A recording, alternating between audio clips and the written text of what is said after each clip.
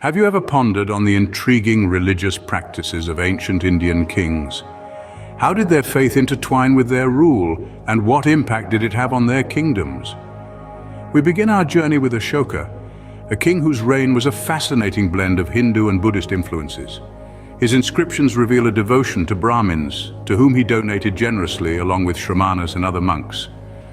While his court religion adhered to Hindu principles, guided by the Arthashastra, Ashoka himself was deeply swayed by the teachings of Buddha. This dual influence created a unique blend of religious practices during his reign. Next, we turn our gaze to Kharvala, the Chedi king of Kalinga. The Chedi dynasty has a rich history with mentions even in the revered epic Mahabharata. Kharvala, like Ashoka, was influenced by another religion, Jainism, specifically the teachings of Bhagwan Mahavira. Yet his court religion remained rooted in the Hindu principles of the Vedas Brihaspati Agam, as revealed in his inscriptions. Kharvala also performed the Rajasuya Yagina sacrifice, a ritual deeply embedded in the Yajurveda. The Hathigumpha inscription associated with Kharvala is a fascinating document.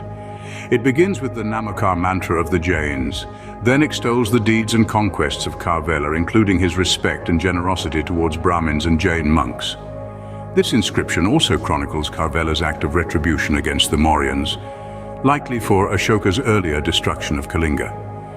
Yet the dating of Kharvala's reign is a subject of debate among historians. Some place him much later, at the end of the Mauryan era and the beginning of the Shunga period. However, this is likely inaccurate, as Kharvala's inscription itself indicates it was written 103 years after the decline of the Nandas, and details his swift revenge on the Mauryans.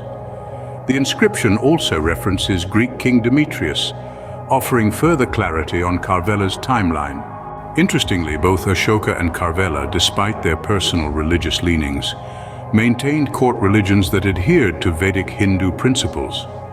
This is evident in Kharvala's Rajasuya Yagina sacrifice and the various donations made to Brahmins by both kings. So what can we glean from the religious practices of these ancient Indian kings? The reigns of Ashoka and Kharvala highlight a vibrant secularism in ancient India, with various sampradayas or traditions coexisting peacefully. This is reflected in the teachings of Lord Mahavira and Lord Buddha, who simultaneously glorified and critiqued the Vedas. Despite their critique, they also recognized and praised aspects of their ancestral Vedic religion. In conclusion, the religious practices of ancient Indian kings such as Ashoka and Kharvala were a complex blend of personal beliefs and traditional court religions. Their reigns were characterized by a rich tapestry of religious influences, contributing to a vibrant, peaceful and secular ancient India.